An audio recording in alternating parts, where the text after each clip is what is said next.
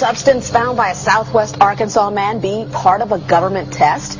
Well, that's the question at the heart of a phenomenon called chemtrails, now getting widespread attention. Well, they say the government is dumping chemicals on us to control or manipulate the weather. And they say the unusual-looking jet trails in the sky are actually chemical-laden chemtrails.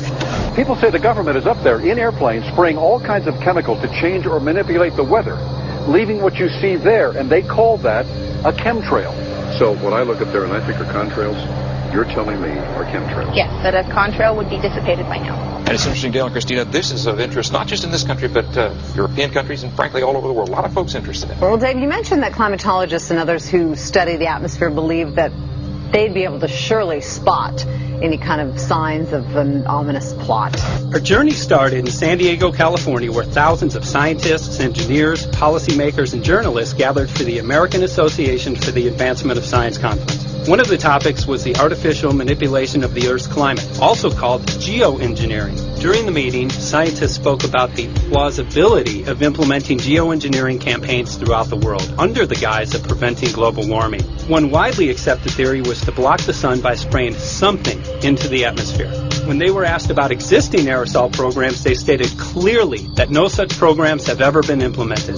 But strangely, these proposals sounded exactly like what people around the world are claiming is already happening.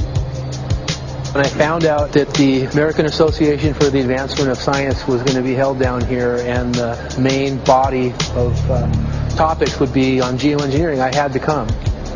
I had to be in on this. I had to hear what these top climate change scientists had to say.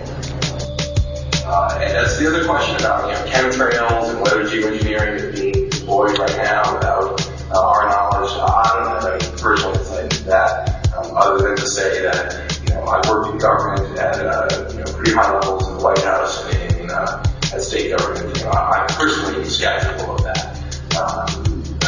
But obviously you never know what you don't know. Chemtrails. On the internet, they are cited as proof of the government creating clouds to combat global warming. They claim the American government, with the secret approval of the national government, is covertly using jet aircraft to spray population centres with aluminium, with barium, and with strontium so as to reduce people's immunity and reduce the global population. I'm always a little bit suspicious because the government doesn't seem that capable to do something on such a large scale. That is not rain, that is not snow. Believe it or not, military aircraft flying through the region is dropping chaff.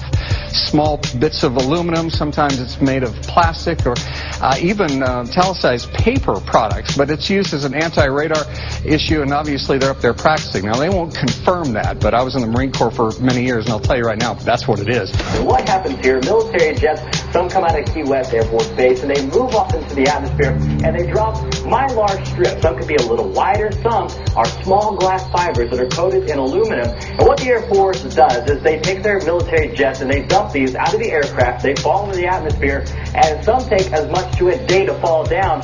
This is inevitably military or something going on. The government, the Air Force, you see this kind of a pattern like this, you can rest assured there's something going on. They're actually little bitty magnetic and little bitty strips of, whether it's aluminum. Well, it's a nuisance to you and I to determine what's real and what's not, but it looks like it is a life-saving operation there for the military.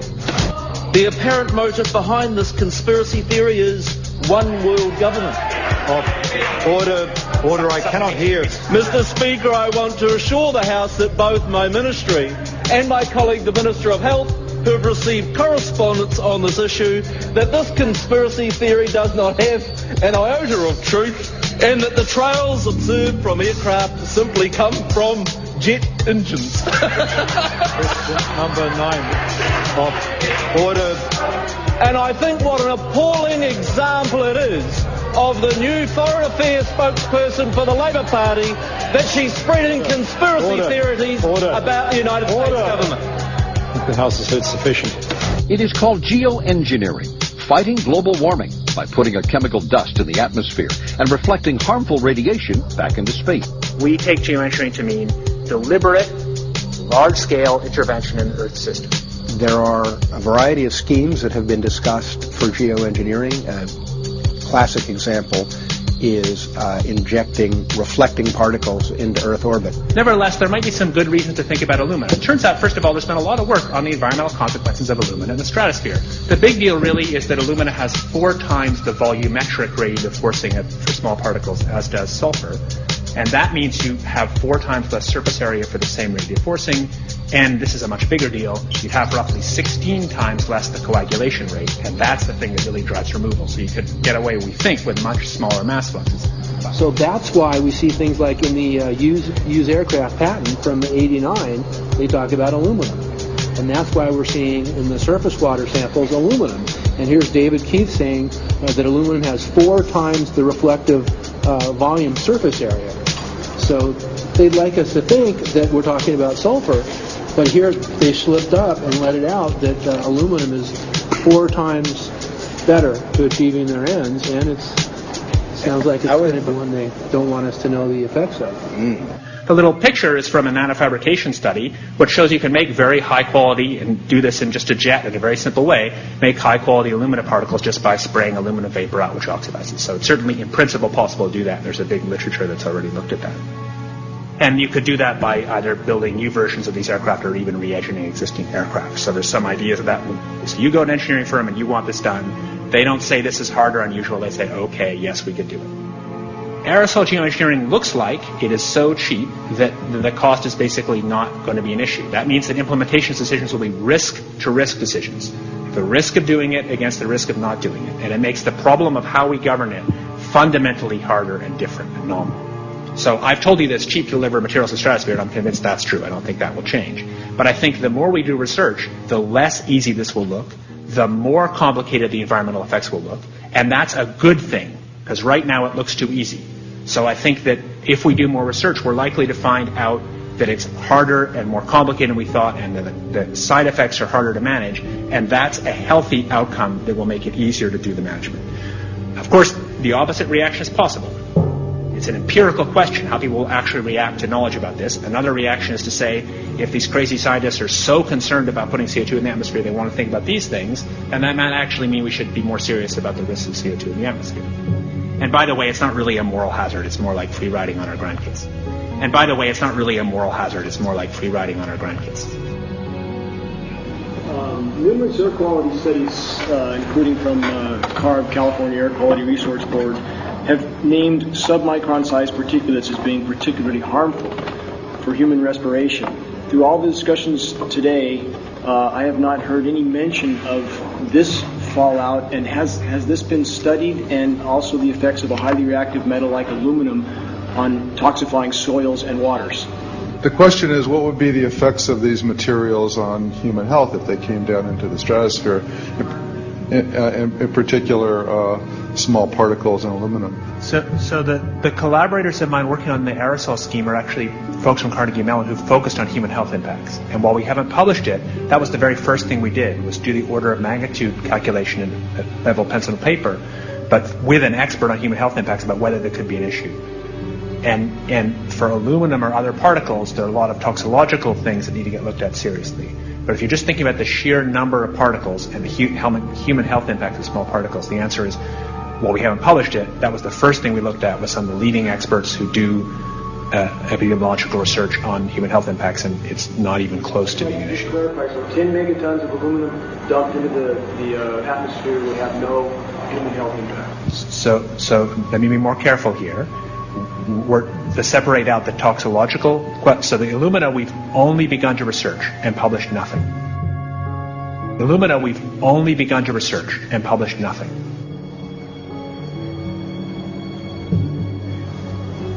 Dane looked at him and he said, so you're telling me that spraying 10 to 20 megatons of aluminum, as you said, would have no human health effects?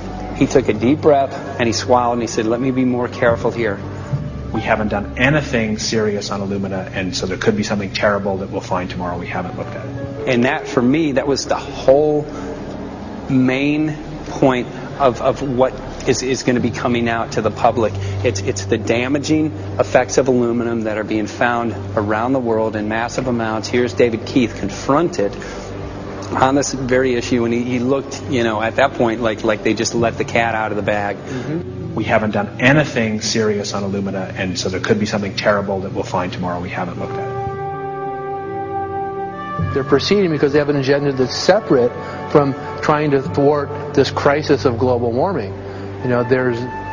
There's obviously several other objectives, whether it's depopulation, control, weapons aspects, communications aspects, all kinds of things, wild cards that we know nothing about. We don't really know, and I'm not going to attempt to speculate on exactly what the agendas are, but we can see clearly the agendas are not benefiting mankind. It's benefiting the agenda of the elite. And so I think the question is, how do you draw the line between some activity that is allowed and doesn't need global governance and activities that do require global governance? Dr. John Holdren has agreed to serve as Assistant to the President for Science and Technology and Director of the White House Office of Science and Technology Policy. I look forward to his wise counsel in the years ahead. My personal opinion is that we have to keep geoengineering on the table. We have to look at it very carefully because we might get desperate enough to want to use it. So what would we do if in year 2040 or 2060 there's a severe climate crisis, say widespread famines or Greenland sliding suddenly into the ocean? That the only plausible way in which we could start the Earth cooling this century is to directly intervene in the climate system, say by putting particles in the stratosphere. We do stuff in the stratosphere all the time, of course, and so it's not as though the stratosphere is absolutely pristine. But you don't want to have people going off and doing things that involve large radiative forcings or go on for extended periods, or for that matter provide lots of reactive surfaces that could result in significant ozone destruction. Maybe I'm putting a particle into the atmosphere because I'm trying to make money, or maybe I'm putting a particle into the atmosphere because I'm engaging in scientific research and trying to understand cloud physics, or maybe I'm putting this particle into the atmosphere because I'm trying to make it rain locally to seed a cloud and get more snow on our ski slopes. And this obviously raises all kinds of questions. It's hugely risky. It will likely negatively impact some people, but we might find ourselves in a situation where those risks seem worth taking. One of the things that really shocked me was in one of the breakouts they had the benefits of these programs and then the risks. Now the benefits, the one thing that was stated was the just cooling the planet. Some of the risks were ozone depletion, droughts in Africa and Asia. I got to tell you, I came away from this experience after listening to these scientists for 4 days of symposiums, really concerned because it's clear now that they are justifying, rationalizing, and looking to legitimize some really, really horrible impacts, further impacts on our environment. And they're basically formulating the sales strategy and the implementation and oversight strategy and the funding strategy. After San Diego, I was shocked by the programs that had been proposed. I decided to write about it. That night when I finished, I sent the article to an online publication with my email address attached. When I woke up the next morning, my inbox was flooded with responses from around the world. Why? Because I had just broken a story on aluminum in geoengineering models, which I had no clue at the time that very few people knew about. Now this metal, aluminum, is being found in massive quantities way above normal levels all over in rain, in soil, and in snow. After that, the calls started pouring in from people who were desperate for someone to investigate. That was the fuel that started the film. Before we started filming, we had the opportunity to sit down with one of our favorite authors and documentarians, G. Edward Griffin, to find out what he knew about the subject. I'd like to talk for a minute about an issue that's getting more and more attention. That's the issue which scientifically is called stratospheric aerosol geoengineering, also called the chemtrail issue. I'm very aware of the chemtrail versus contrail controversy. As far as I'm concerned, it's an open and shut case. I have been watching the development of jet travel from its very beginning. I used to live near the Los Angeles airport. Remember when the first jets came in and landed? Man, they made a big noise. We never heard a noise like that before. And we used to go down and sit at the end of the runway and watch these jets come in and take off because it was a novel experience. I've been watching jets all my life, and I know about jet contrails. I've watched them. They're vaporized moisture, ice crystals, and they get out there in the atmosphere, and then they effervesce and evaporate and then disappear, and you can see them. Plane moves along, and the little white trail follows right behind it, and usually about 10 or 20 lengths of the plane or thereabouts, and then it's gone. And you can still see them that way, by the way, once in a while. So there goes a contrail. These other things we're talking about are not at all the same phenomena at all. These planes go by, and they billow out this white smoke, and it covers the sky from horizon to horizon. It doesn't dissipate at all. And they crisscross each other. And you see this thing cover the sky and turn it milky, and then people start having trouble breathing, and then you hear stories about the aluminum and barium deposits that they're picking up and the residue. And you put it all together, and I don't see how anybody who's got their eyes open and their mind open can come to any other conclusion but that somebody is spending a lot of money and effort to spray the planet. The question is, why? I have my own theories, but I hope that there will be some good investigative reporters go out there and get us the answer. I know that whenever it's finally discovered, and it will be, the people who are doing it will undoubtedly say, oh, well, we did it for you folks. It's for the greater good of the greater number. It's for the society. It's probably to prevent global warming. Or maybe it's to inoculate people against some kind of a dreaded biological attack. We can't go around shooting everybody in the arm, but we can spray them and save their lives. You see how good we are? We're doing it for the benefit of society. I know they're going to, whatever it is, they're going to say it was for your good, but mine. Think if we had the ability to steer hurricanes, and the hurricane was going to slam into New Orleans.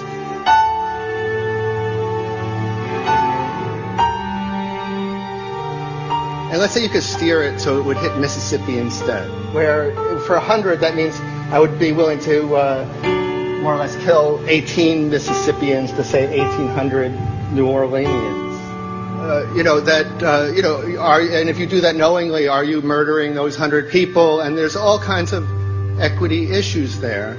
Now, also, we might be wrong about our steering, and if we didn't do the research right, maybe our steering would intensify Katrina and even kill more people in New Orleans. And so this question of how do you develop the confidence to know that your intervention will reduce overall damage, and then how do you deal with the understanding that you might be damaging some people who wouldn't have been damaged before while saving people overall?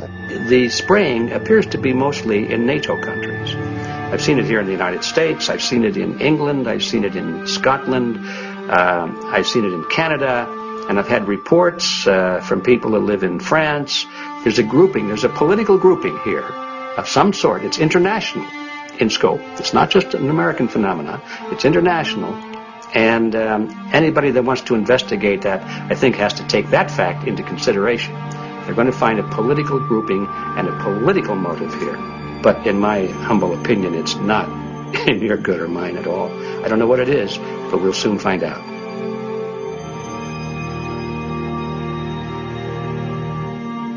I'm sure that if you follow the old advice, which is follow the money, you'll come to the answer sooner or later. Soon we realized that we all shared the same need to get this information out there, to share with the public, to let people know what is being done. Ed felt so passionately about the issue, he offered to help us. Well, the main thing now, since it looks like the budget is going to be met, is to get it done well. We don't come off the tree knowing any answers at all. Yeah, we're not scientists. We're just asking questions, exactly. And we've got to be very skeptical about the answers. That's it's totally accurate, totally honest. Why can't people see this? They're not hearing it. They don't know that the facts are not being presented. We're very lucky, you know that? Look at this opportunity that's been dumped on us. Opportunity. It's well. This is going to be a battle. I know that. A challenge and a battle, but I mean, why are we here if it's not for that? We're going to go to a short break with DJ Foxy. I go to get hold tomorrow, so it's going to be you for the moment. I'll call him again. So. Sounds good. I saw the sky crisscross with chemtrails, and I can't remember if it was in L.A. or I was on the road, but I had looked up one day, and I thought, look at that. That's not the flight path, man.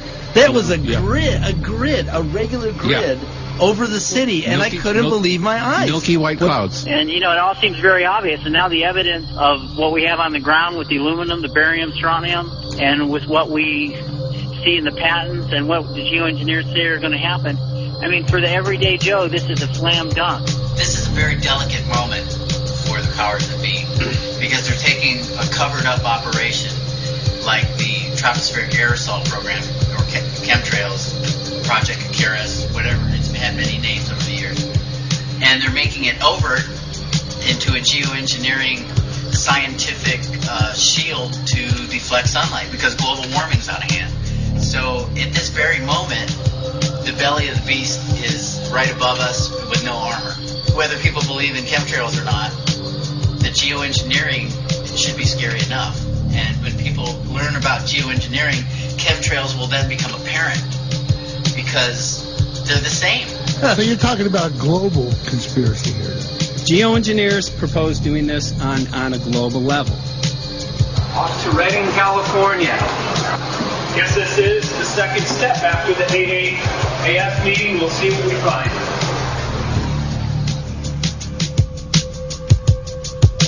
Right here in Northern California at Dana Wigington's house. He owns over 2,000 acres overlooking Lake Shasta. He told me about some of the challenges that they're having up here. Let's go and talk to Dane. We'll see, what's going on his property. We'll see what he's going through and also what action he's taking based on the test results that he has.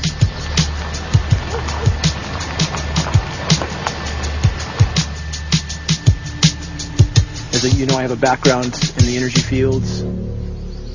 I worked in the first solar plants in the continental U.S. in the early 80s.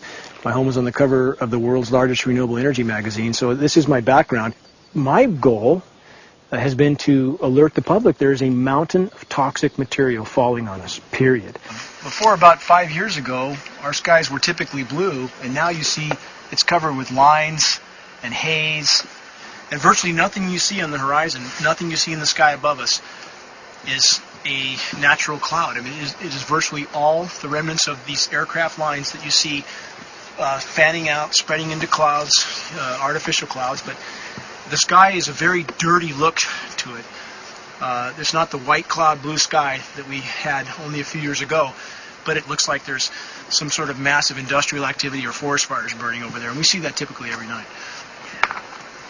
You see, even down to ground level, the clarity drops off significantly, and we don't see that except for the days when we have these long, lingering trails that spread and cover the whole sky, and on certain days you can see these trails actually dropping vertically like a veil.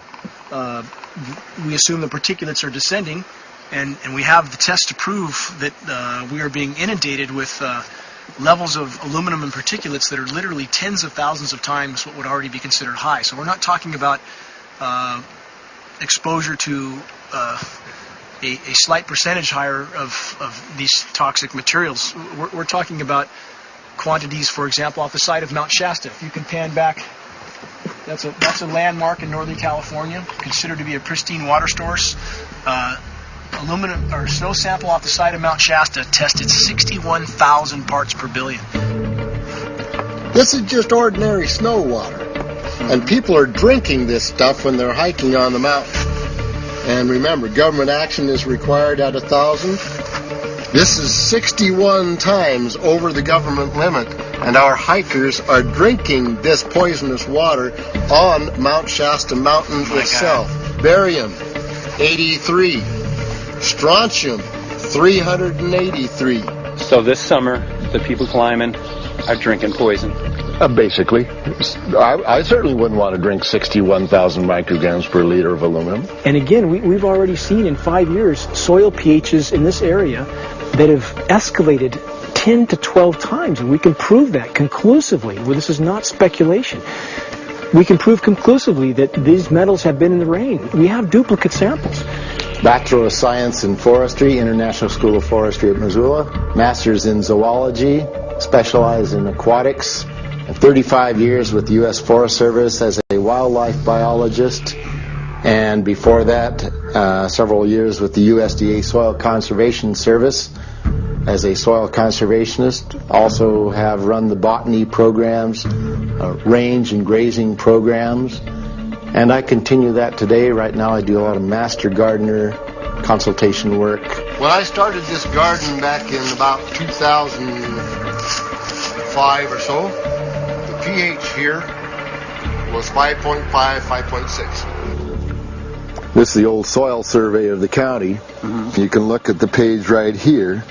This is my soil right here. Mm-hmm. It's a Dietz 125, 126 here at my house. And here, the soil reaction pH should be between 4.5 and 6.0.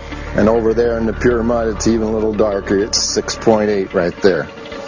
And what can this do to plant life and ecosystems? Well, you haul one of these things out and you start looking at the little things that are crawling around the soil. A lot of times they aren't there anymore. The little soil arthropods that you can barely see on a microscope, you can actually see movement with this. Little tiny macroscopic, look like little moving pieces of dust. Those start to go away. They're not gone entirely, but they start to go away. This is black oak acorns. You know, this is pieces of cedar wood. You know, come on, folks.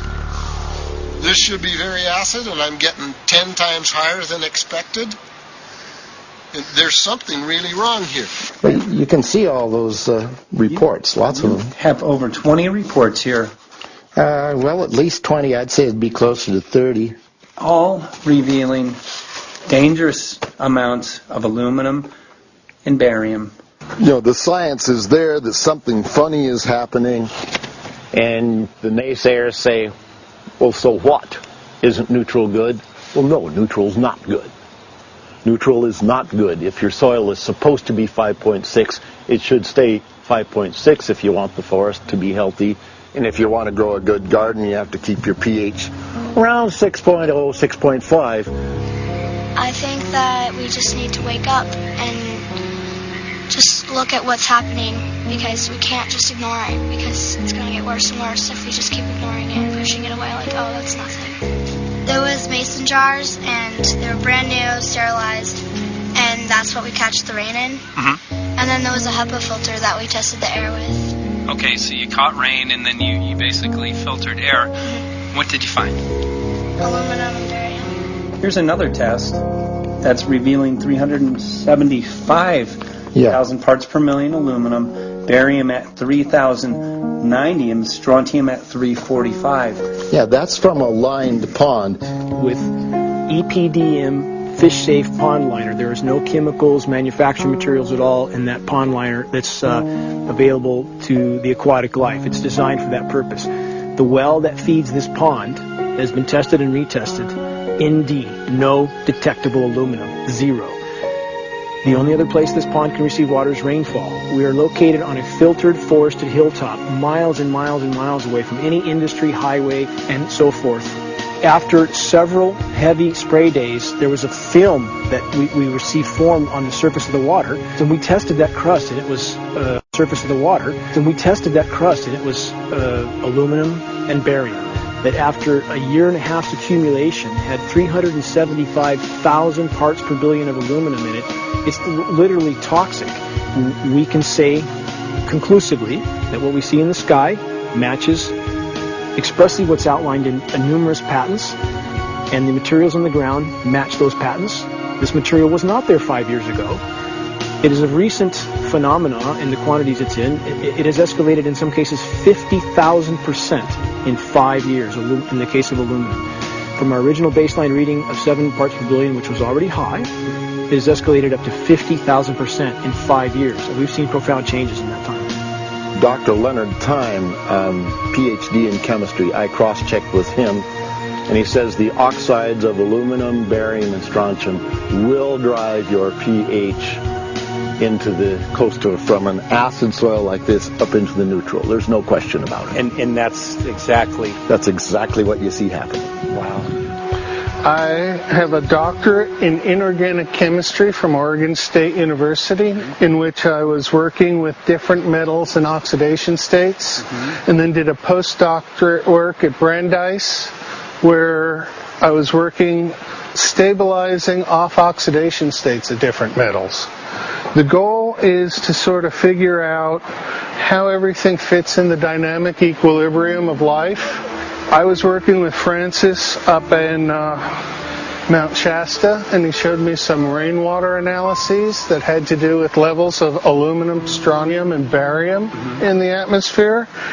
So I feel the major toxin in these chemtrails is the aluminum. And from the levels we were looking in at Mount Shasta, this is totally, totally unacceptable. When you get to metals and biological systems, you're no longer talking about the bulk aluminum that people think about when they're drinking from soda pop cans and that. So once it gets to the aluminum oxide stage, it just forms a plaque within your arteries and shuts down life. When you take elements that normally aren't out in the environment and you start putting them in the environment, it raises some serious red flags. Aluminum is a very specific nasty in biological systems. It takes that site and it never lets go, and it shuts down the site, and that's it. And so as you accumulate aluminum over time, it causes major neurological damage because it ends up as aluminum oxide that's essentially stuck in place and can't be flushed out by normal systems. At the core of everyone's condition, there's always some level of toxins. And aluminum is known to have cancer-causing effects. The half-life is decades. I think that we should be working on taking more of these toxins out of our environment instead of adding more toxins in. It's very concerning that if we add more toxins to our environment, that will be increasing the rates and risks of cancers. Even one patient is not worth it. So sad that they would consider putting aluminum in our environment to affect something when they could be causing so much more damage. Wherever the material is coming from, it is there. The amount of metal falling on us cannot be disputed. Absolutely, this is not speculation. The amount of metal in the last 4 years, as I said, have increased to a degree of thousands of times, and California Air Quality Resources Board has studied the aerosols from China. These metals are not amongst them. Mike, the reason I've chosen to focus so primarily on this issue is I feel all other issues are secondary. What could be a greater priority than not being able to walk out your door and take in a breath of air without sucking up heavy metals? If our land base is being poisoned, if our waters are being toxified, what will we have left to work with? Whatever we choose to focus our time and energy on, whatever our political beliefs, that this is a common ground for all of us. We must have air that we can breathe that's not full of toxic chemicals and metals. We must have water that's not completely laden with whatever is being emitted from these aircraft. And if people stopped to consider that the atmosphere is as thin as a layer of paint on a basketball, it is an extremely thin layer that allows life to exist on this planet. To simply treat it as a physics lab and experiment with it until it is broken beyond repair is folly of unbelievable proportion. And if people understood that this sort of experimentation not only is going on, but has been going on for a very, very long time. Going back 50 years, there's been countless climate manipulation, weather modification programs that the vast majority of the public is completely unaware of. And if they think that that this is not true, that certainly that somehow they would have known if it was occurring, I would ask them to look at things like Agent Orange and the things that governments do because they can, because there's no one to stop them, because they have these huge military machines that want to control everything. And in fact, the government's own document, perhaps you may have seen, it's available to any online, is called Owning the Weather, an expressed goal of our government, and not just our government. He told the Associated Press that the American government has created weather tampering techniques so that the New World Order will be able to starve millions of Americans and to control the rest. There is weather control techniques. Number one, the entire patents on the equipment. Number two, Senator Claiborne Pell's complete statement and story of his own that not only does it exist, but that we even utilize it as far back as the Vietnam War. Well, Murph, We're going to do what we can. let's see what we can do. You got the scientists behind you. The scientists are with you, so at least this scientist is with you. I may not have $1 million budget, but I've got enough to show that something's dreadfully wrong. You got it. All right. So Arizona will be this Monday, the 21st. Senator Johnson up in Show Low. So we're going to be in the car a long time.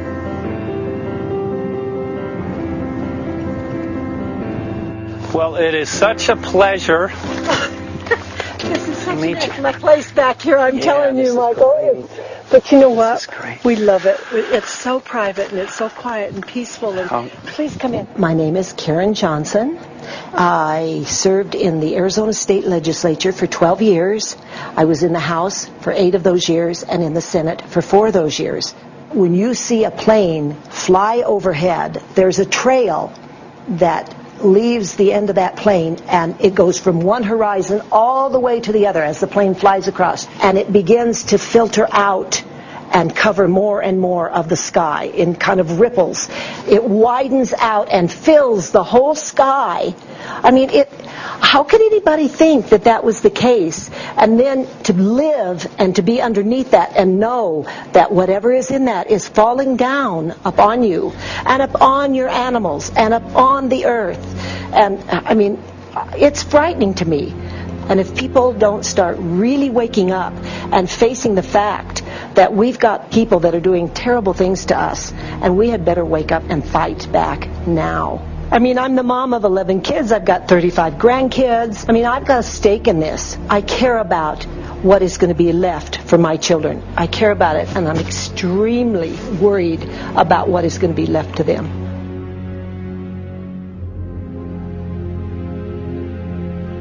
Aluminum is toxic, and we know that it's accumulative, and we know that we're getting more. So we're absorbing it in the air, we're drinking it in our water, so we are accumulating more. So the thought of more aluminum being dispersed in our environment in the way that you mentioned is very frightening to us and very disturbing to us. Those of us who have done any research on this are really quite concerned that we are ill-informed about this issue, and mostly that it's being done. Aluminum is toxic. We know that it is. We can debate as to the amount of toxicity that is going to be disturbing the body, but as far as really accepting the fact that it's accumulative, it's synergistic, then we have to conclude that it's not a good idea to put it in our atmosphere, especially when we know we're getting increased amounts, and especially since we know that the scientific communities around the world are pointing a finger at the heavy metal toxicities, at the toxicities that we're absorbing in the day-to-day food that we eat and the air that we breathe. The concern is off the charts about why is this happening? Why is this being allowed to be sprayed continually all over the United States, all over the world? Who is paying for this? I mean, the incidence of Alzheimer's has just skyrocketed, which evidently has to do with an accumulation of aluminum in the brain cells. I mean, I think almost every family has been touched by a member as they get older having Alzheimer's. And it's a horrible disease. And to say that, well, this just came because people drank soda pop out of aluminum cans, you know, when my father passed away with Alzheimer's and he didn't ever drink soda pop, You know, that explanation doesn't ring true with me. And so I'm wondering, how much did this chemtrail spraying back in the Illinois area affect him? Aluminum and fine metal is an accelerant. Our friend who's a firefighter up in Pine, Arizona for 20 or 30 years says that the wildfires now that they're fighting are way beyond anything they've seen before in intensity. And when you look at the air samples and you see the fine particles of aluminum, which is very flammable, and magnesium settling on the trees, this is causing unprecedented savage wildfire. But if you look at this, you can see these are parts per million. They sent this to me, and I just found this to be extremely interesting because we should have like 2 parts per million of aluminum in our air. And this is saying that there's 39,000 parts of aluminum. That's astronomical. Barium is high. I mean, these are way off the charts of what people should be breathing or what's coming down on them. And, you know, if people wonder why their health is deteriorating, why they're having to go to emergency rooms, why they can't breathe, you know, why they're getting Alzheimer's, this has been planned. We have elites, I don't know what you want to call them, one worlders, Illuminati, I don't know, whatever you want to call them. But with these people that don't care about the average person. They only care about themselves, their greed, their power, and if they eliminate, you know, 2/3, 3/4 of us from the planet, so much for the better for them, because then they don't have so many people to have to herd around and worry about. So this is a lot what this is about, and this is very, very alarming and scary. I mean, where is this stuff coming from, and why? Why is this kind of stuff being put out there? You know, I've heard different explanations about, oh, we need to cool the planet, all this and that. But if people are up there trying to cool the planet, why do they need all this kind of stuff in it? The explanations just never have really rang very true. And as I'm setting up the equipment, she looked at me, she said, all these trees here are dying. And I said, what? She says, all these trees in here are dying. So I thought, well, I'm going to test for aluminum, because that's one of the key things in the programs that we're talking about, and titanium. And I took some of this bark sample and tested it, and it came back positive with aluminum and titanium. Then I started traveling around California, noticing the same thing. In Lake Tahoe, there was a lot of the same type of bark, all through Sacramento area and Davis. Just about everywhere I went, I was noticing this silver white bark. What I think's happening is these chemicals are getting down and destroying the roots. And then as they come up, they're going out into the bark. Those 2 right there are the ones that are just, it just hurts so bad to see these 2, because look how old and big they are. We probably lost 40 trees right here on our 10 acres. Every other weekend we'd see another tree that was beginning to die. And I mean, it's just so sad, we just cry. And to think that that might have something to do with it, along with their other explanations, would really, really frost me. Every time you lose a tree, you know, it's not good, it's just sad. And there's another one over here in this little group of trees here. Don't you feel better when you stand up and fight than if you crawl down in a little hole and go to sleep? You know, I mean, my gosh, people, your families are out there, children are out there, your grandchildren. I mean, you've got to do something to help.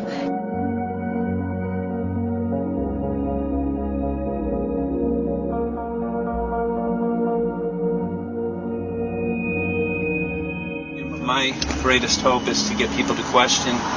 And, hey, if they don't wake up while we're there, I'm hoping to plant some seeds. We're going to the most beautiful place on the planet, Hawaii, to see what's going on, collect some data.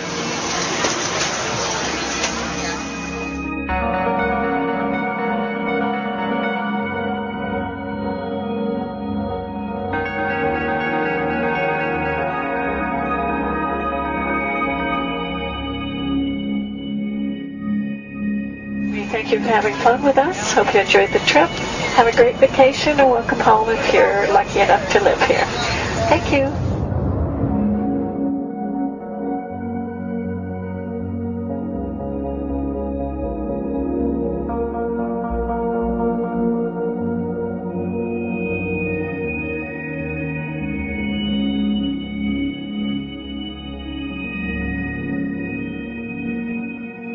The whole valley's off the grid, so it's either solar, wind, or generators.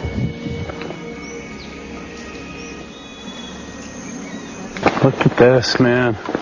Yeah, their mind can't even conceive of a dream of this. Right. Yeah, right. Even coming here, and one would never think, you know, in paradise that it's getting destroyed. And they're doing it island style. They do it off the island, right? They do it off the island, so they don't, you know, you don't see the chemtrail airplane. The theory is that they're spraying offshore, and it's coming in on the... And it's coming in.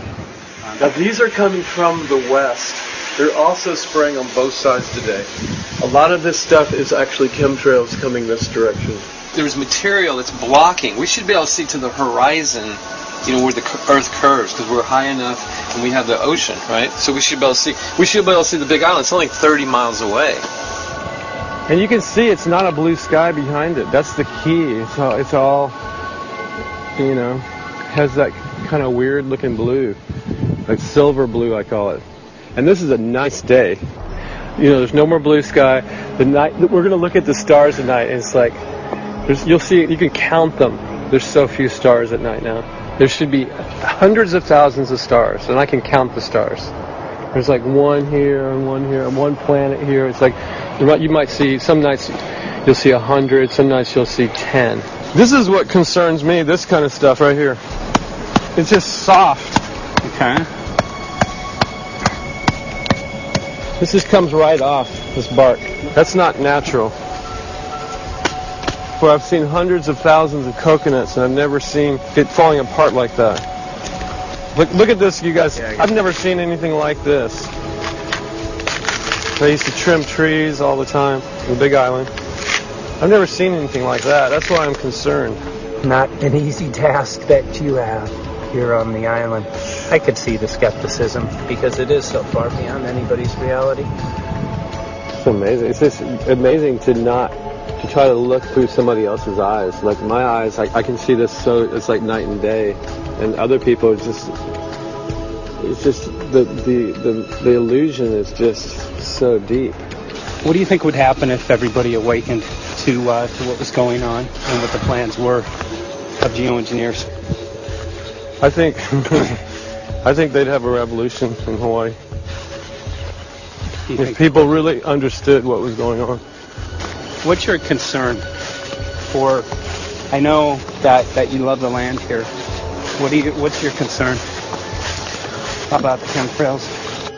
Well, that we won't be able to live here and grow our own food, and that our health is going to be compromised. Do you think it already has been? Yes. And the thing is that they're doing it every day here, every day. So it's hammering, micro doses every day. And then, of course, it's getting in the environment, and of course, it's weakening the plants. And it takes a couple years for this to actually weaken the plant. So we are asking for GMO taro. We're asking for GMO papaya because we can't grow our natural seeds. We can't be sustainable. We can't truly, be here as God created us to be. So my friend convinced me to do a hair analysis on my daughter.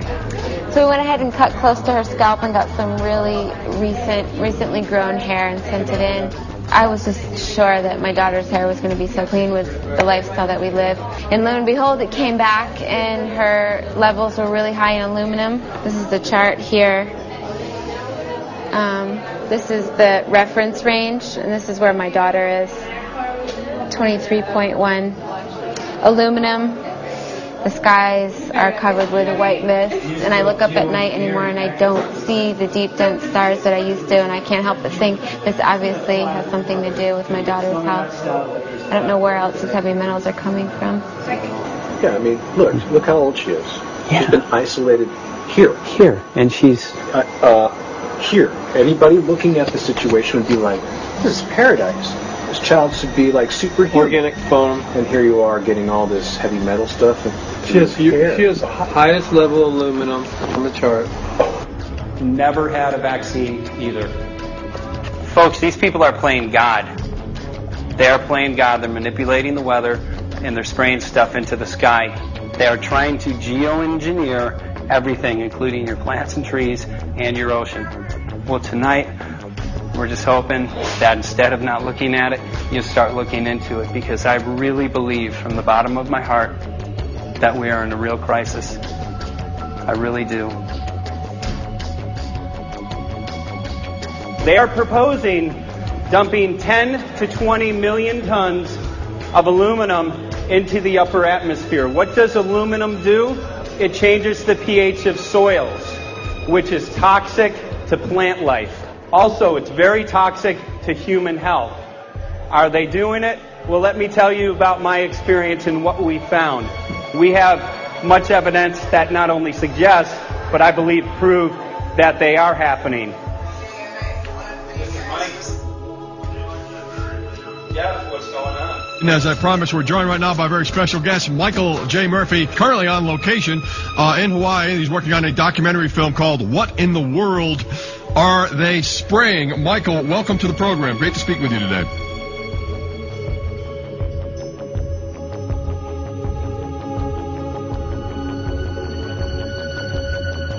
I had a friend who recently, he's always looking at things from a different perspective. He's a bit of a conspiracy theorist, you know. And he says that whenever the president comes to L.A., there's no spraying that week. Could you have a better place for an interview? I mean, look. Well, this is being done over our farms and over our things. So basically, they want to eliminate our ability to eat organic food, have clean water.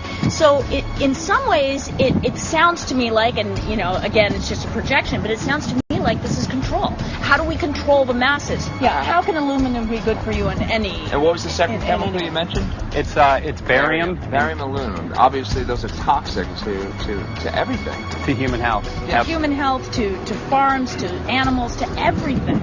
61,000 parts per billion. And there should be a government alert at 1,000? At 1,000, people are drinking this. People that climb the mountain, they're drinking that snow. It's poison. Oh my God, that's so disgusting. So that's 60,000 times above regulation. Exactly. 60,000 times above regulation. And I've talked to friends, and they're like, well, that's just ice. That's just condensation. And I'm like, you can talk to a second grader. Ice doesn't float in the sky and spread out that way, you know. You're not an expert, but you're a concerned citizen who said, wait a second. Who's actually doing the research. Yeah, you're doing the research, and that's what we need to do as Americans and say, you know what, I want to know what's going on. I want to know what the FDA is doing to my food. I want to know what the government's doing with my air, my water, and the soil. And, you know, it's just great what you're doing. And I just, my kudos to you for bringing light to this subject. Put all of the theories aside, just what geoengineers are proposing and what's being found is scary enough. So we can just address that. And I encourage more people to just step up and ask questions and do what he's doing. So thank you, Michael, very, very much. Aerosol spraying aluminum affects everywhere, and we have a beautiful tropical climate which I believe might be in jeopardy. So we wanted to not only come and bring the message of what people were finding around the world, but encourage people to test for the aluminum, strontium, barium. Essentially, I think it was an effective trip. I saw a lot of people here in Hawaii, in Maui, awakened, not only curious, but willing to look into this deeper, and that's my only hope. And this is one of the boldest moves, I think, from Ed Griffin yet. This is the taboo topic that nobody's supposed to talk about, and that is aerosol spraying. Now, we've got tons of documented proof of errant aerosol spraying. It just blows my mind that the whole essence of humanity has always been to look up into the sky and ask why. Though there are no limitations, there's endless space, an endless universe. Now, in the 21st century, we're not allowed to do that. Anyone who looks up and sees the giant grids and the X's in the sky that weren't part of our existence until just a decade or two ago is somehow called a kook. And the people that are the best and biggest proponents for the revolution and for liberty, they don't want you to talk about it because you could discredit them. It seems to be an industry that's being built up to milk the taxpayers by undergoing some kind of a giant global spraying program to make all kinds of money on the project, and they don't seem to care really what effect it has. They're not trying to experiment to see if humans can survive it or anything like that. They just want to get this stuff up.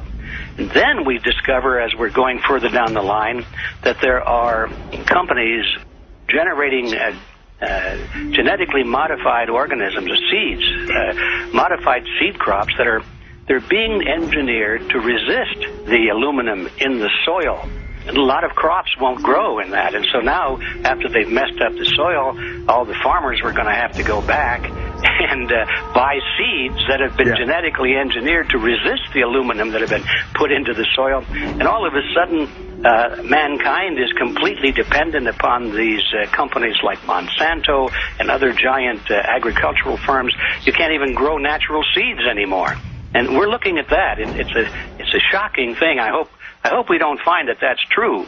But all the arrows right now are pointing in that direction. We get into cost-benefit analysis here because there's also HARP could be involved in this. Geoengineering, as you guys mentioned, which is documented heavily in Dennis Kucinich's bill, that is the Space Preservation Act, which, by the way, I don't think got through Congress. And then Kay Bailout, as we call her here, Kay Bailey Hutchinson, also put together some legislation in order to qualify geoengineering, which, again, is supposed to save us all from global warming. But it is cost-benefit analysis because they can benefit on so many different levels. Ed, that's how they do everything, isn't it? That's right. And, you know, there's an old adage, if you just follow the dollar, follow the buck, you get to the source of the problem.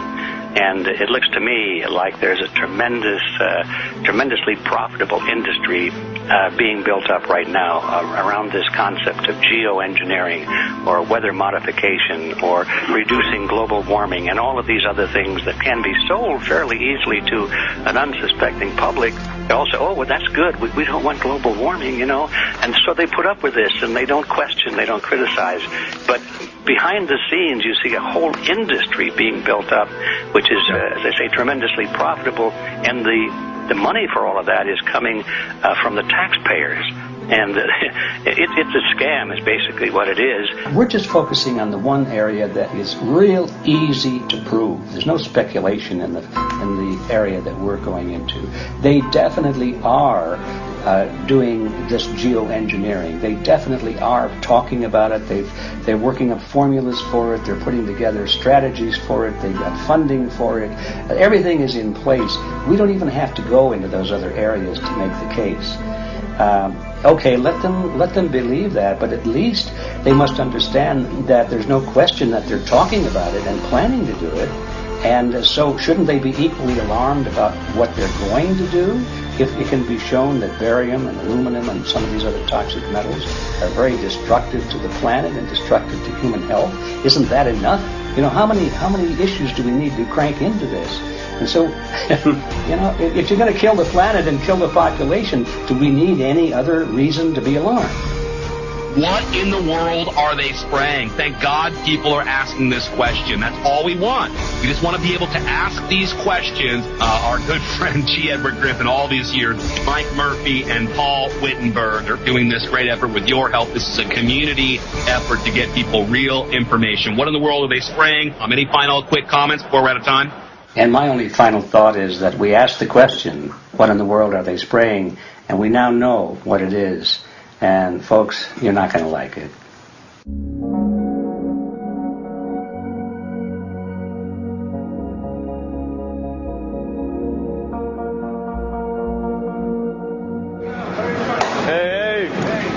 I'm Peter Vreke. I'm from Belgium. I'm 54 years old. I can't believe it myself. I'm a very happy and grateful person. We are doing the job the police, the Justice Department, or the Environmental Department should have been doing. And it's really essential that it's going to be a grassroots revolution. I think So. God will start because we are not fighting against, but for. Yes, we're fighting for. I was in the council for about 25 years and also a period as the mayor. So from that moment on, 10 years ago, everything started to change. I started to get a picture of what is really going on. And it became crystal clear to me that we, humankind, have been manipulated and dominated and exploited for centuries. So, and this chemtrail phenomenon made me angry because I was so helpless. You can decide what food you're going to eat, whether you're going to smoke, what water you're going to drink, what kind of life you're going to lead, but not with this phenomenon. Then you are just a victim. It's only a game. And there have to be good guys, and there have to be bad guys. And luckily, we are in the position to be able to play the role of the good guy who has the chance and the opportunity to overcome. The relays that we shared with them, my heart just dropped because it was such a beautiful way to live and such a peaceful way to live. I left thinking, what's this going to be like in 10 years? Is everything going to be killed off on the property? And if it is, how are they going to get their food source? Are they going to have to take a class, and get certified by company XYZ? And what are the requirements for that? And that really is the end of freedom. I'm concerned about that. I definitely, I really am. Yeah. I learned to say everything is now as it has to be now. And everything is going to be okay. It's going to be all right. It's going to be okay. Yes. I have this deep feeling that in the end we will prevail because we have the right on our side. The cosmos is helping us. And I have this strong feeling that we are being supported by entities and by forces we can't even imagine.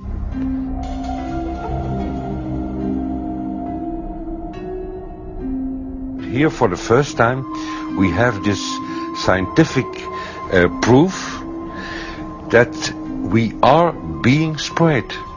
We are being spread, and it's incredible and it's hard to believe, but we are being spread. I think at this moment to stop is not an option. Once you know it and once you have a tool like this and an opportunity like this, that the issue of chemtrails or persistent jet contrails or whatever name you use for it, that this phenomenon is recognized as being real, publicly debated on. In the context of geoengineering, I think it's high noon to bring this to the public. This is what the sky is supposed to look like. These are old paintings. We forgot this, I'm afraid. In the years that I have been a medical research journalist, I have looked at many, many things, and I found the same three issues in whatever I'm looking at. And that is that we are being dumbed down, we are being made sicker, and we are being made infertile. Citizens gathered from around the world in Belgium for the first International Chemtrail Symposium. The event attracted leading professionals, politicians, and activists who discussed the health, environmental, and social implications of these programs. Today it's only going to be about facts, documents, figures, patents, licenses, everything that brings us to the truth. We have no other weapon against this vast complex than exposing and bringing their dark works in the light of the truth. We have the hope that by our efforts, more and more people will become aware of the fact that we are deceived by our leaders. So today, we, as a family, join forces with the people who publicly made known to the world that chemtrails are not a conspiracy theory, but a conspiracy fact. From the Technische Universiteit Delft in the Netherlands. Ladies and gentlemen, please welcome Koen Vermeeren.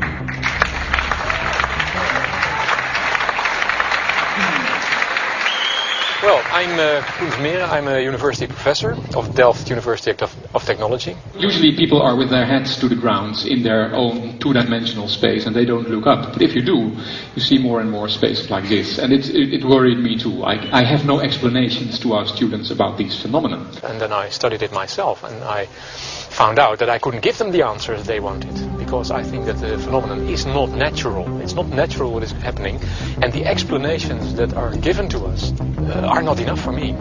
If you look at them from a scientific point of view, the first thing a scientist does is trying to explain something.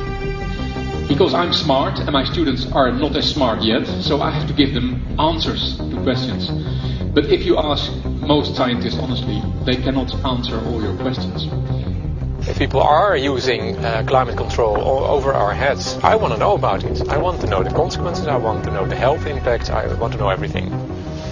I need, as a teacher in my university, to give answers to my students. And they have good questions. And I don't have the answers. And I want to know. Excellent. And we should discuss this. Ladies and gentlemen, for here you in the auditorium and for all over the world, Michael Murphy.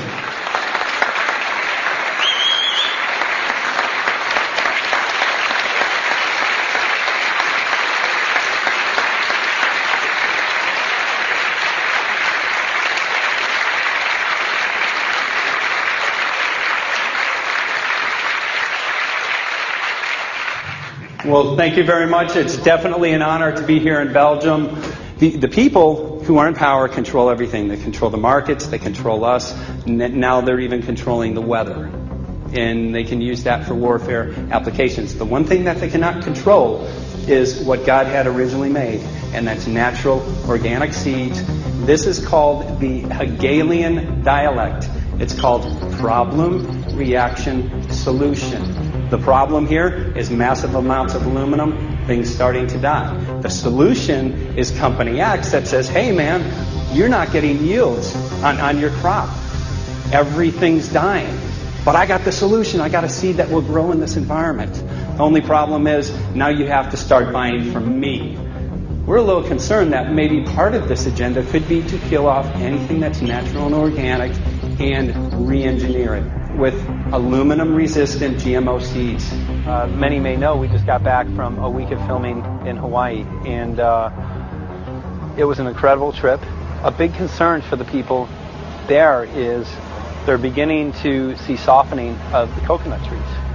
But their concern is that these programs may again be part of a broader agenda to destroy anything that's natural and organic, so that the corporate redesigned GMO foods might be the only source of food for people. I didn't anticipate so many people, young and old, who are interested in this phenomenon and are concerned about it. And I especially liked the address that the young girl gave today, only 17 and already making an address to the audience. That is, well, incredible. My name is Sofia Xenidis. I am 17 years old. It is quite scary to know that the air we breathe is not what it's supposed to be. That the food we eat and the water we drink contain traces of those substances which are sprayed out over all of us as though we were being poisoned like insects. The feeling that this is causing me are feelings of deep anger and rage. I don't want to be poisoned. I don't want to be infected with cancer. And I'm just so angry that this global poisoning can be going on such a massive scale, and not enough is being done to stop this crime. A clear answer to one question. Are we being sprayed? Have we been sprayed? And is it their intention to spray again and again? What are we going to do about this? How are we going to deal with it? How are we going to stop it? I know the answer. There is only one person who can stop it. Did you know him? You are. You are the person, the one you have been waiting for. We are magnificent, beautiful, godlike, divine human beings. Ladies and gentlemen, sisters and brothers, in this auditorium and in the whole world, thank you so very much for being present with us. And for now, please enjoy this anthem.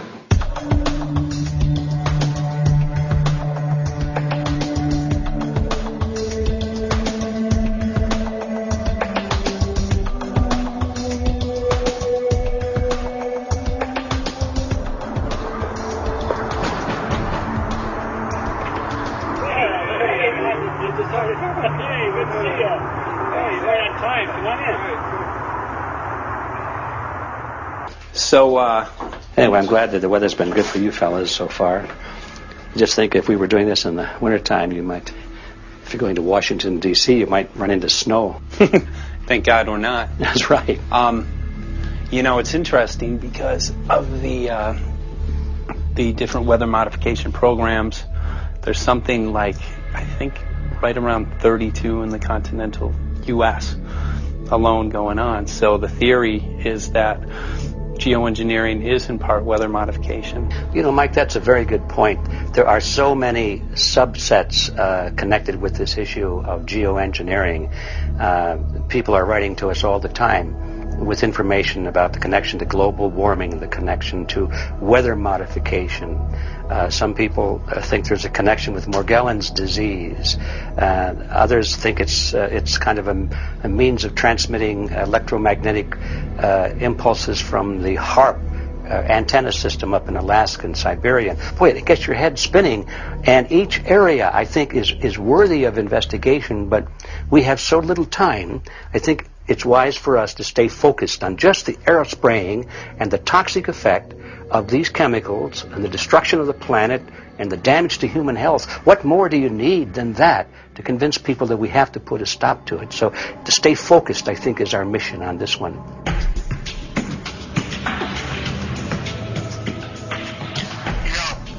Jeremy, we had an idea. We know that you know the political system real well. Our idea was this. We have a ton of data and information that we've collected throughout our travels, and you know, we really think a good way to end the film would be addressing this to elected officials, some of the senators. So we were wondering this, if you might be able to come and kind of help us out and perhaps show us the way in how to get this done politically. But it sounds like a really good idea, and I'm also going to get to in terms of researching who it is that we should really focus on talking to about this. At the very least, if we could make it impossible for them to claim that they don't know at this point, we can strip away their plausible deniability that they haven't heard of the data that points to geoengineering stratospheric aerosol operation already going on. At the very least, it should be very interesting to go to District of Criminality and put some people on alert. Yeah, you have a lot of enemies in Washington. That's where all the power comes together and the money, you know. So there are people there, I'm sure, that just don't want us to do this job. But I'm glad you're going, and you'll find out.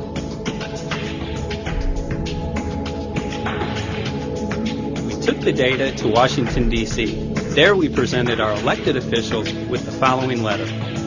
According to the 5th article of the Bill of Rights amending the Constitution for the United States of America, no person shall be deprived of life, liberty, or property without due process of law. But the daily spraying is depriving all persons living within the United States of life, health, liberty, and integrity of our common and private property without due process of law. As a representative of the people of the United States of America, we insist that you do everything in your power to protect us and immediately put a stop to geoengineering spraying at once. There exists no justification, legal or otherwise, to poison the planet and its inhabitants.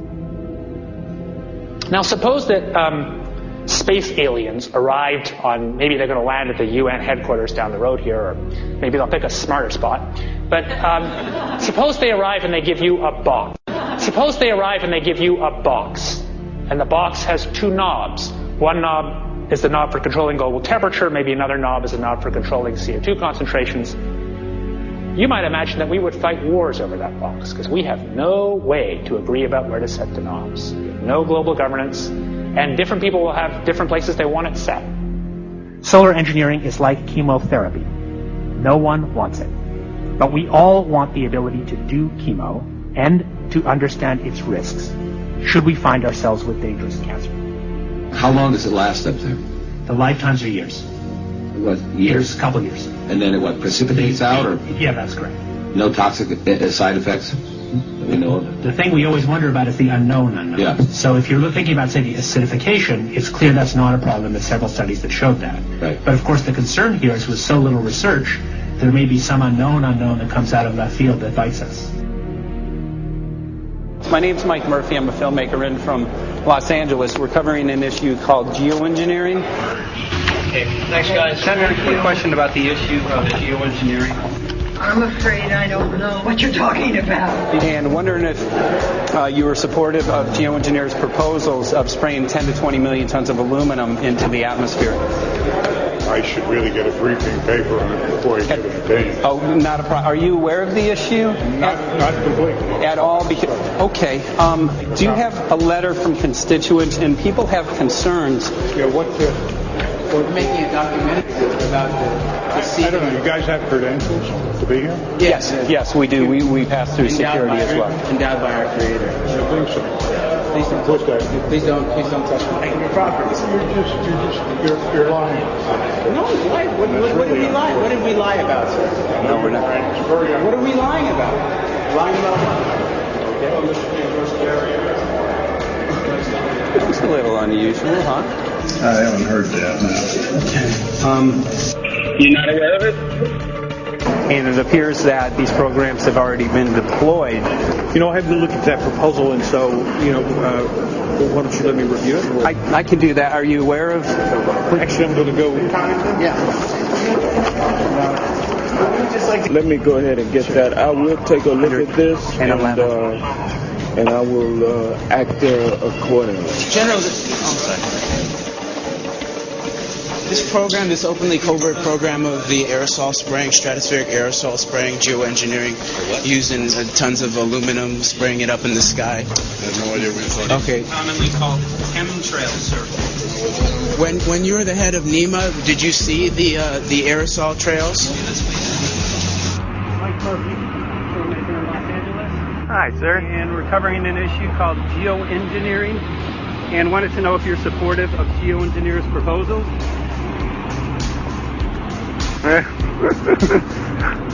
Congressman?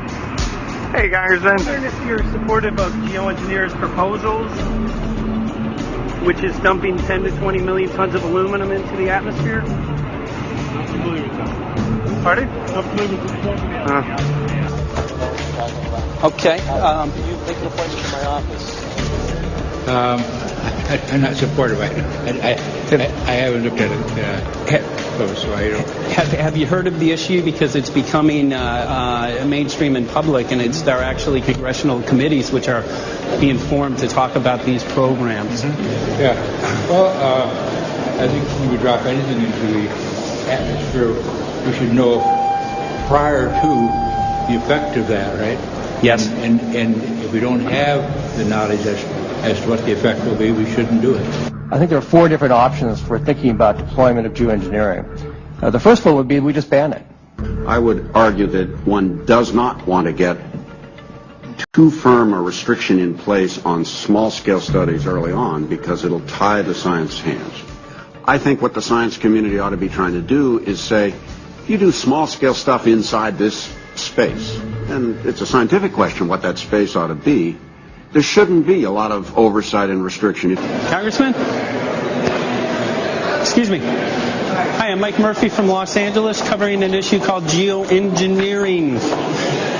These guys are running from the geoengineering issue. I wonder why. I'd have to talk to my staff. I don't know what your details on that are. Have anyone made you aware of the issue, or? Sir? Congressman, your committee talked about geoengineering last November. Are you in support of those proposals? I'd love to give you a paper. Which Geoengineering? Or you know nothing about the geoengineering issue?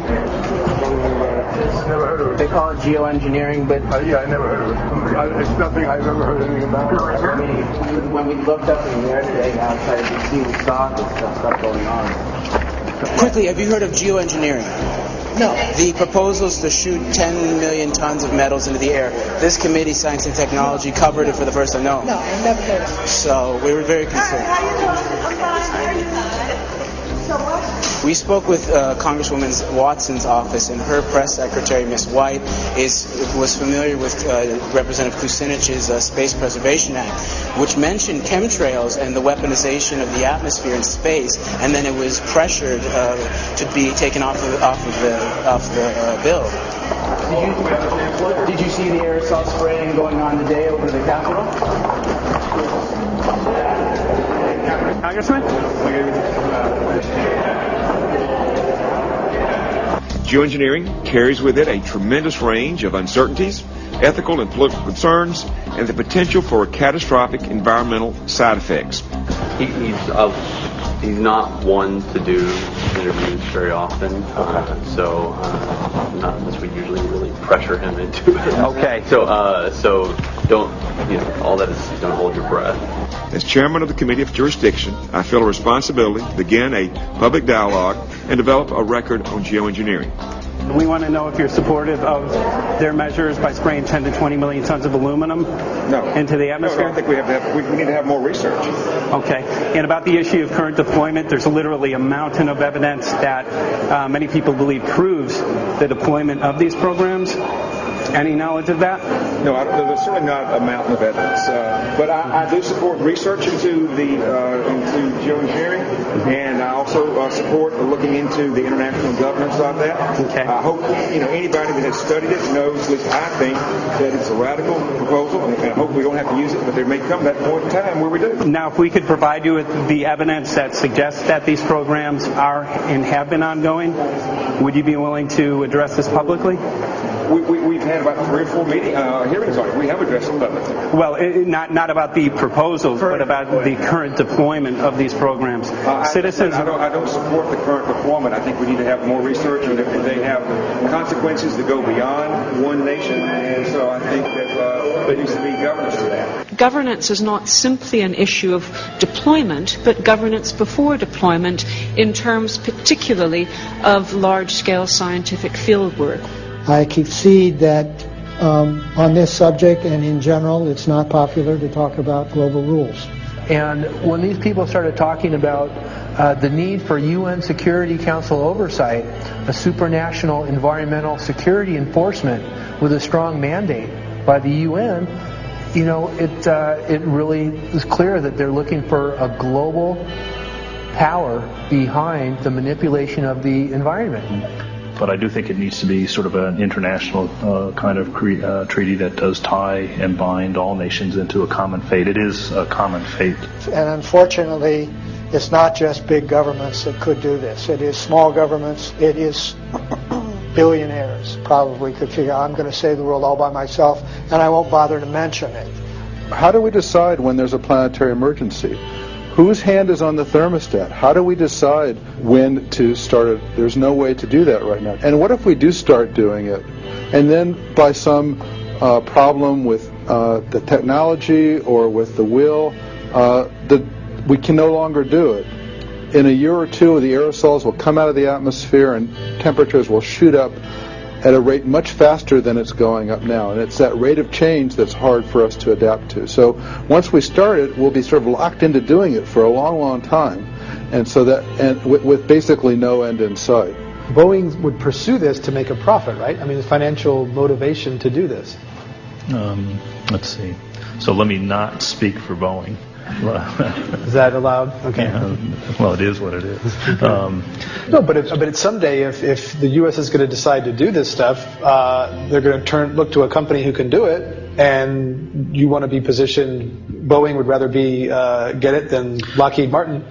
So certainly we have an industrial base that helps the country take on technologies and large-scale challenges like national defense. And we do that both for a profit motive as well as, I think, as a national service. So I think it would be truly disastrous if, you know, we discovered a few years from now that there was a black program that some government had stood up to sort of learn on the quiet how to do this. It's pretty clear you can cool the planet, but you will not and cannot bring it back to exactly the same climate state you started with. So you may or may not, and I expect we'll have a lot of back and forth about how useful it is to ameliorate the risks of climate change. I think there's a good evidence it probably is useful, but we don't know. But it certainly can't get you back to exactly the climate you started with. I think everybody agrees with that. Do you think you'll see deployment in our lifetime? Let me say I hope not. Al? I would agree. I hope not. I hope I not. agree. Okay. I see this as something like an evacuation plan. That you build big dikes. Maybe that's the emissions reduction to try to keep the flood from wiping you out. But that if that flood should come, that you'd like a plan for what to do in the event of that catastrophe. So I see these options more as a catastrophic response option and not as a way to reduce risk of everyday climate change. You would advocate mitigating consumption of beef as a means of accomplishing your objective? Yes. How would you suggest going about that? You can't. I mean, it's your job to decide what to tax and what not to tax. Obviously, if you wanted people to behave differently, you give them incentives and disincentives for behavior. But I'm sure that's the answer you wanted to hear, Mr. Smith. If only my time had not expired. Thank you, Mr. Chairman. Because there's literally aluminum and barium contamination found around the world, believed to be from these programs. Like, look today over the Capitol, looks like they're deploying some type of aerosol. Did you see it? No, I didn't, but good to see you. In a James Bond scenario, some rogue rich guy puts some airplanes in the air and sees the clouds. What is to prevent that? Okay, are you aware of the issue? You do it through the... Are you in support of those proposals? What is your take? I don't know anything about it. You're not. I have to get more information. I've got a chair here. Okay, we'll give you a letter on that. Yeah, this is a letter from constituents. Okay, great. Thank you. Excellent. And many people believe that these programs have already been deployed because mass contamination has been found. Geoengineering programs, stratospheric. Got it. Yeah. Spraying from airplanes. Okay. So what is happening? People from around the world are finding contamination. Let me take care of this and I'll talk to you when I come back. I'll be back here. Thank you very much. We see that even though we might make the average temperature of the planet about right, the rainfall patterns change some from today. And some places become warmer and some places become cooler. So there are going to be winners and losers in this geoengineering activity if we were to do it. But nevertheless, as David has said, there are reasons why we might consider doing it.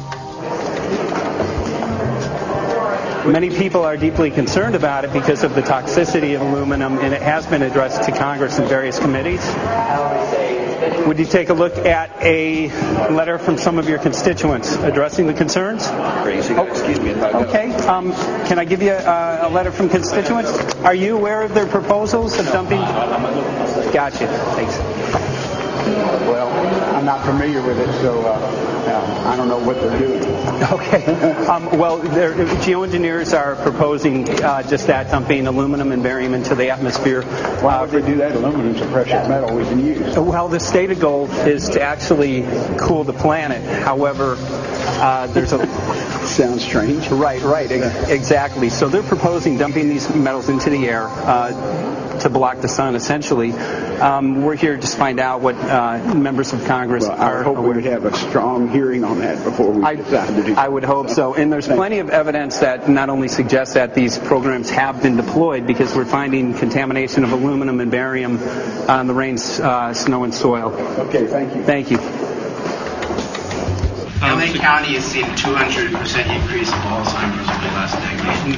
Tons of ground and water samples showing high levels of aluminum all around our state. Why don't you give me all the information you have? I have some very good people I will assign it to. And if you get it to Mr. Lavelle, He's got my card and send me an email. And Lavelle. He's got my card and send me an email and Sounds great. We'll be in touch. We are investigating this, and there's literally a mountain of evidence that suggests that these programs are move that mountain over to us. You got it. Take a look at it. And look up, keep looking up into the sky, and you'll see some of it. Oh, okay. You will. You can see the aerosols being sprayed out of airplanes quite a bit. So thank you. Yeah, the future of humanity is definitely dependent on it. So we're counting on people like yourself to take some proactive steps. So thank you very much, guys. You're very welcome. Appreciate it. Thank you. Right.